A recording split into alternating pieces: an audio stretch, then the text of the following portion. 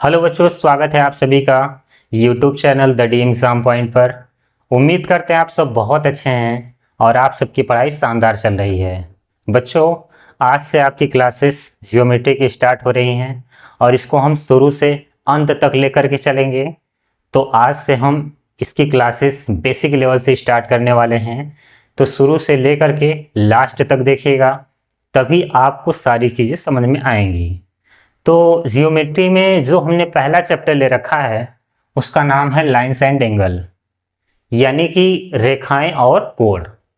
Geometry अपने आप में बहुत बड़ा चैप्टर होता है, इसको हम कई चैप्टर में बांट करके पढ़ते हैं। तो ये हमारा पहला चैप्टर होगा लाइंस एंड एंगल, और लाइंस एंड एंगल भी कई पार्ट में समाप्त होगा। ये मत सोचिएगा कि आज की क्लास में केवल इतना ही होगा, लाइंस एंड एंगल पढ़ा दिए ये ख़त्म हो जाएगा। तो लाइंस एंड एंगल इसके कई पार्ट होंगे। जैसे जैसे हम आगे बढ़ेंगे ये चीज़ें आपको क्लियर होती जाएंगी और सभी पॉइंट आपको समझ में आएगा। तो चलिए, लाइंस एंड एंगल में जो पॉइंट हम पढ़ने वाले हैं उसको शुरुआत करते हैं कि आज का हमारा जो टॉपिक होगा वो क्या क्या है। तो चलिए शुरू करते हैं। सबसे पहले हम इसमें ये जानेंगे कि पॉइंट क्या होता है, यानी बिंदु। इसे हम कहते हैं पॉइंट।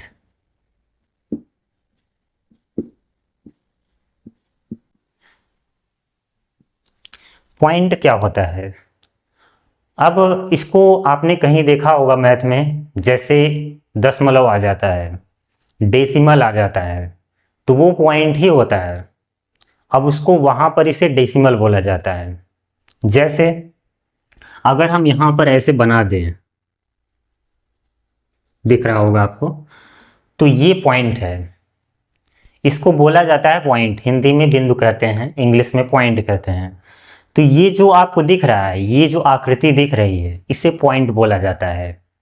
और इसकी न ही लंबाई होती है न ही इसकी चौड़ाई होती है। तो इसकी लंबाई नहीं होती, चौड़ाई नहीं होती, तो इसका प्रयोग कहाँ होता है? इसका प्रयोग आप सबको पता है, इंग्लिश में फुल स्टॉप जहाँ होता है वहाँ पर देखने को मिलता है। मैथ में जैसे दशमलव होता है या उसको डेसिमल बोलते हैं, वहाँ पर इसका प्रयोग करते हैं।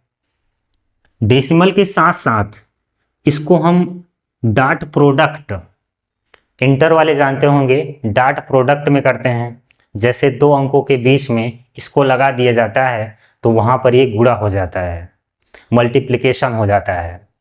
तो कहीं कहीं पर इसे बिंदु बोला जाता है, कहीं कहीं पर इसे डेसिमल बोला जाता है यानी दशमलव, और कहीं कहीं पर इसे मल्टीप्लाई भी बोला जाता है।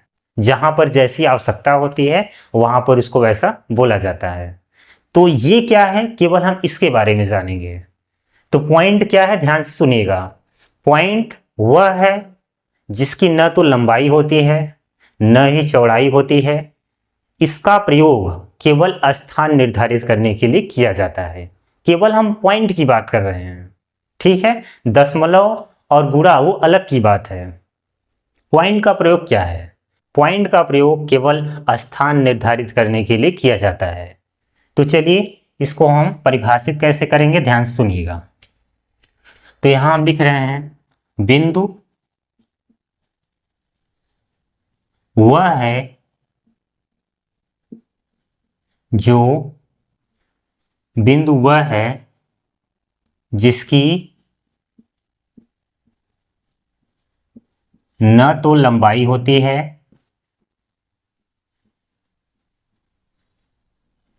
न तो लंबाई होती है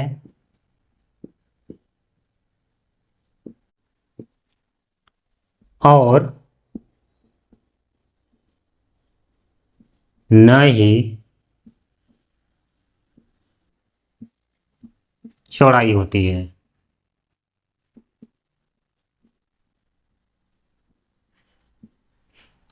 तो ये बिंदु का डेफिनेशन हो गया। बिंदु वह है जिसकी न तो लंबाई होती है और न ही चौड़ाई होती है। तो इसका हम प्रयोग भी लिख देते हैं। इसका प्रयोग कहाँ होता है? इसका प्रयोग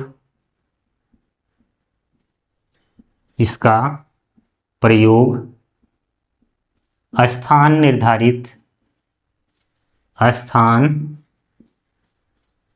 निर्धारित करने में किया जाता है, करने में किया जाता है।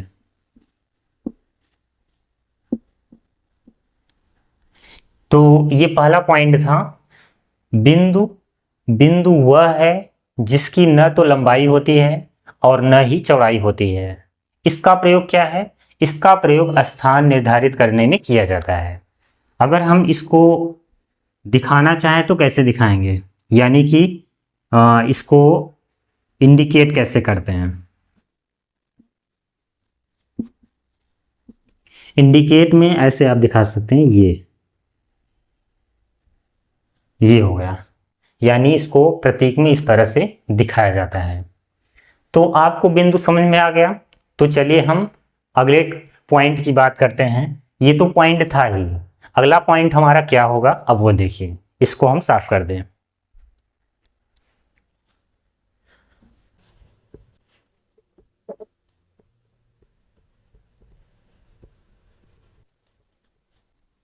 तो चलिए अब हम जानेंगे लाइन क्या होता है। पॉइंट तो आपको समझ में आ गया, अब हम जानेंगे लाइन क्या होता है। तो चलिए दूसरा पॉइंट, रेखा, लाइन। अब इसको ध्यान समझिएगा। तो जैसे हमने बिंदु को पढ़ा, अब ऐसे लाइन को समझने का प्रयास करिए। अगर हम यहां पर ऐसे पॉइंट को बनाते जाएं, बहुत सारे पॉइंट हो और एकदम सीधा हो, गैप नहीं रहेगा दो पॉइंट के बीच में, तो इस तरह से इसे खींचते चले जाएं। तो ये जो आपको आकृति दिख रही है, यहाँ कोई गैप नहीं है, जगह नहीं है, ठीक है। तो इस तरह से पॉइंट को बनाते चले जाएं। तो ये जो आपको आकृति दिखेगी, इसको लाइन बोला जाता है। और इसको हम जहां तक चाहें वहां तक बढ़ा सकते हैं, इधर भी बढ़ा सकते हैं और उधर भी, यानी कि दोनों डायरेक्शन में बढ़ाया जा सकता है। तो ये एक सीधी लाइन होती है इस तरह से,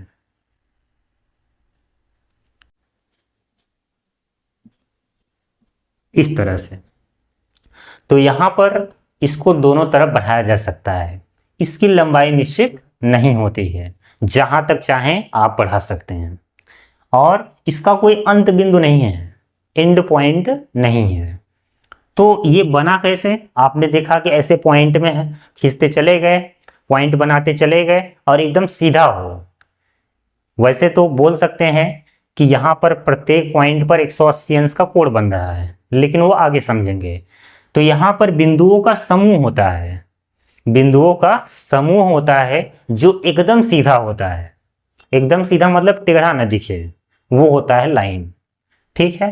तो इसको हम इस तरह से बोल सकते हैं कि इसकी लंबाई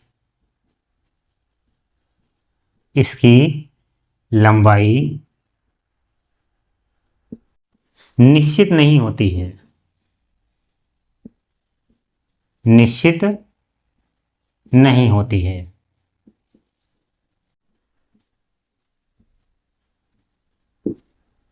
ये पहला पॉइंट हो गया, इसको अभी हम बाद में देख लेंगे। इसकी लंबाई निश्चित नहीं होती है। दूसरा क्या होता है? यह दोनों तरफ बढ़ाया जा सकता है,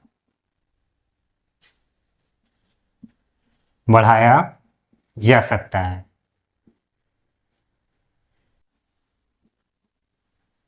इसको हम दोनों तरफ बढ़ा सकते हैं। इसका कोई अंत बिंदु नहीं है, यानी कि अंत बिंदु नहीं होता है।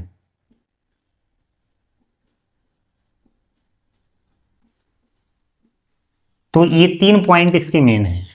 इसकी लंबाई निश्चित नहीं होती है, यह दोनों तरफ बढ़ाया जा सकता है, अंत बिंदु नहीं होता है। अब इसको समझिएगा। जैसे ये, इसको हम प्रतीक के रूप में कैसे दिखाते हैं? अगर हम इसको मान लें कि ये जो सिरा है ए है और ये जो सिरा है बी, तो इसको हम प्रतीक रूप में कैसे लिखते हैं, इस तरह से ए बी, ठीक है, और यहाँ पर तीर लगा देते हैं इस तरह से, यानी कि यह क्या हो गया, लाइन ए बी हो गया। तीर इसलिए लगा है कि अगर हम इसको बढ़ाना चाहें आगे की तरफ तो बढ़ा सकते हैं, पीछे की तरफ बढ़ाना है तो पीछे की तरफ भी बढ़ा सकते हैं। तो यहाँ पर लिखा गया यह दोनों तरफ बढ़ाया जा सकता है, रेखा को दोनों तरफ बढ़ाया जा सकता है। इसका कोई एंड पॉइंट नहीं है, क्योंकि अगर हम दोनों तरफ बढ़ा सकते हैं तो इसका मतलब एंड पॉइंट है ही नहीं, तो इसका मतलब अंत बिंदु नहीं होता है, नो एंड पॉइंट। यह दोनों तरफ बढ़ाया जा सकता है, बोथ डायरेक्शन में इसको इंक्रीज कर सकते हैं। इसकी लंबाई निश्चित नहीं होती है, यानी कि डेफिनिट नहीं होती है। तो ये होता है आपका क्या, रेखा। उम्मीद है आपको समझ में आ गया होगा। अब बढ़ते हैं हम नेक्स्ट पॉइंट की ओर, उसका नाम है रेखाखंड। तो चलिए अब उसको हम देखते हैं।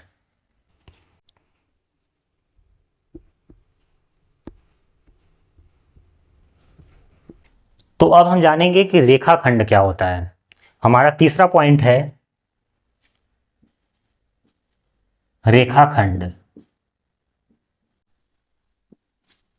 इसको हम बोलते हैं लाइन सेगमेंट।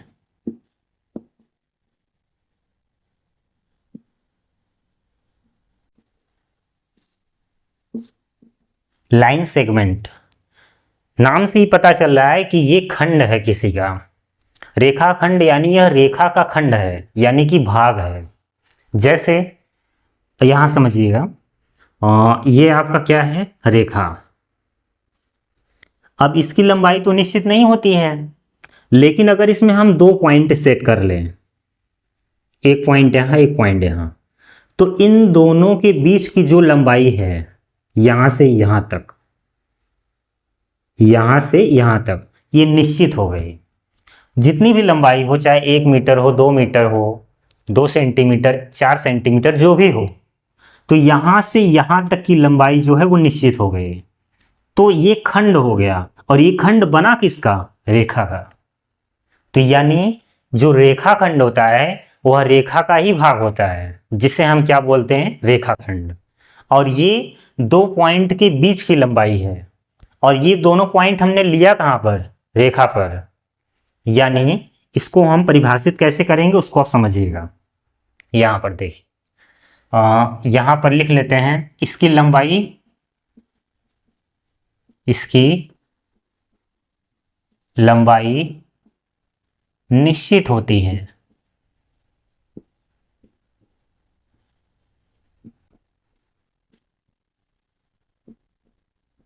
इसकी लंबाई निश्चित होती है। अगला,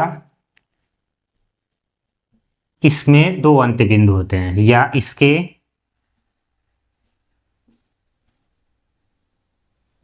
दो अंत बिंदु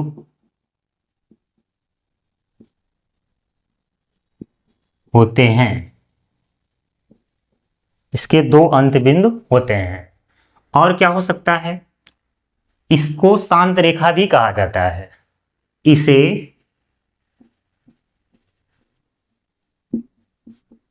शांत रेखा भी कहा जाता है।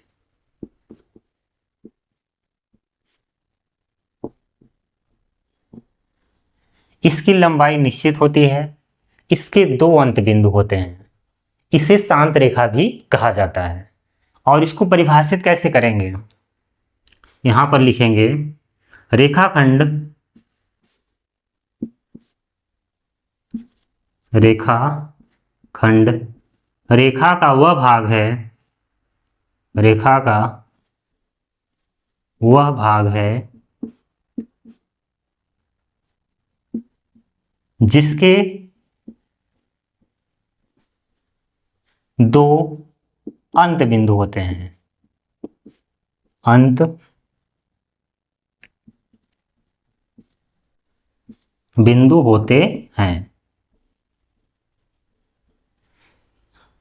तो ये हो गया परिभाषा इसका।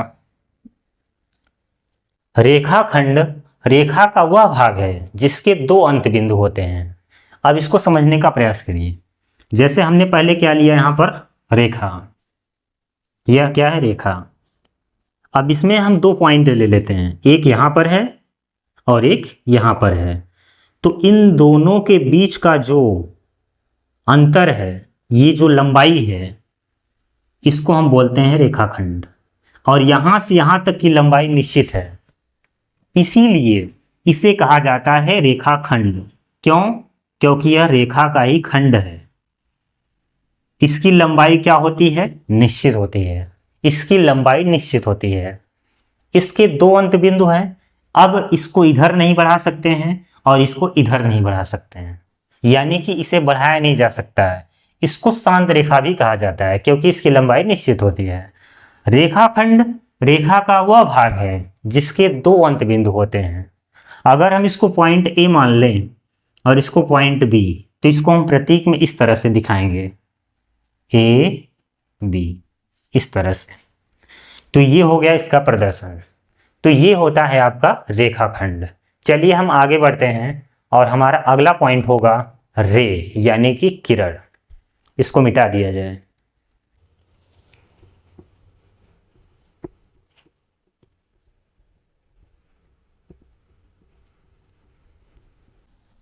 चलिए अब हम ये जानेंगे कि रे क्या होता है, यानी कि किरण। तो अगला पॉइंट नंबर 4, चलिए यहां पे इस तरह, किरण।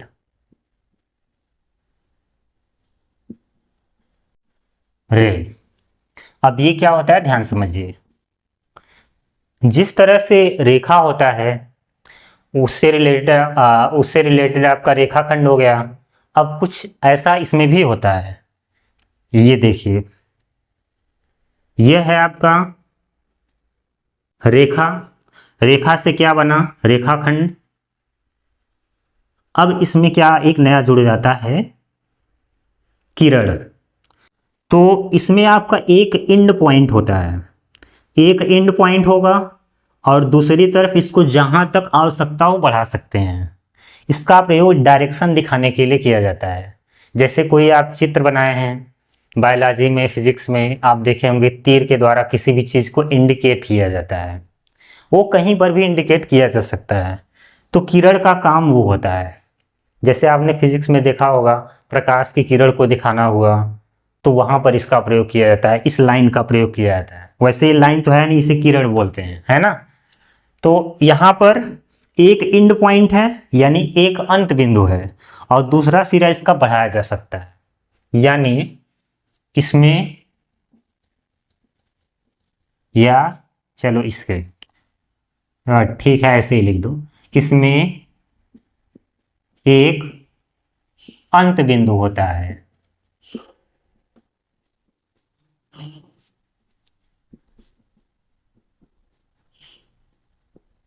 इसमें एक अंत बिंदु होता है और ये जो दूसरा सिरा है इसको हम आगे बढ़ा सकते हैं, यानी कि इसकी लंबाई निश्चित नहीं हुई। तो इसकी लंबाई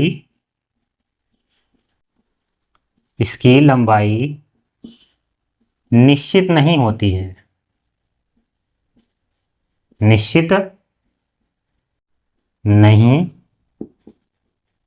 होती है। इसकी लंबाई निश्चित नहीं होती है। अब इसको प्रतीक में दिखाना हुआ तो चलिए ऐसे लाइन खींच लेंगे, एक तरफ तीर का प्रयोग और यहाँ पर एक एंड पॉइंट। अगर हम इसको ए मान लें और इसको बी, तो इसको इस तरह से दिखाते हैं, ए बी, ये तीर है आपका, ठीक है, इस तरह से दिखाया जाएगा। यानी कि ए से बी की तरफ हम बढ़ रहे हैं। अगर हम तीर को यहाँ इस तरफ दिखा दें तो इसका मतलब बी से ए की तरफ आने लगेंगे, ठीक है। तो यहाँ पर ए से बी की तरफ हम चल रहे हैं। तो ये हमारा आज का टॉपिक था और यहीं पर ये आज का वीडियो समाप्त होता है। तो उम्मीद है कि जितने टॉपिक को हमने यहाँ पर डिस्कस किया है वो आपको समझ में आ चुका होगा। अगर आपको कम समझ में आया होगा तो एक बार फिर से रिपीट करिएगा वीडियो को, उम्मीद है आपको ज़रूर समझ में आ जाएगा। तो अब इसके आगे जो भी डिफिनीशंस हैं लाइन्स एंड एंगल में, हम उसको अगली वीडियो में जानने का प्रयास करेंगे। तो चलिए एक बार इसको हम रिवाइज कर देते हैं थोड़ा जल्दी करके। जैसे आज हमने क्या जाना, पॉइंट, यहाँ पर ये पॉइंट होता है, इसकी न तो लंबाई होती है और न ही चौड़ाई होती है, इसका प्रयोग स्थान निर्धारित करने में किया जाता है। अगला हमने ये जाना रेखा। रेखा क्या होता है, इसकी लंबाई निश्चित नहीं होती है, इसका अंत बिंदु नहीं होता है, इसको हम दोनों तरफ बढ़ा सकते हैं। अगला हमने ये जाना रेखाखंड, इसकी लंबाई निश्चित होती है, यह रेखा का ही भाग है, इसके दो अंत बिंदु होते हैं। और अभी हमने क्या जाना, किरण, इसका एक अंत बिंदु होता है, इसकी लंबाई निश्चित नहीं होती है। इसमें ये जो पॉइंट है, इन दोनों की लंबाई क्या होती है, निश्चित, इसमें केवल ये जो पॉइंट है ये वाला, इसकी लंबाई क्या होती है, निश्चित होती है।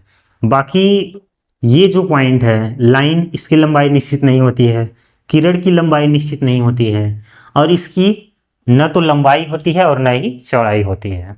तो एक बार वीडियो को देख लीजिएगा, अगर कम समझ में आया होगा तो उम्मीद करता हूँ कि जितने टॉपिक की मैंने चर्चा की वो हमने पूरा आपको अच्छे से समझा दिया। अब बाकी जैसे जैसे हम आगे बढ़ेंगे वीडियो में, वो आपको जो भी डिफिनीशन है लाइन्स एंड एंगल में, वो सब मैं आपको समझाऊंगा।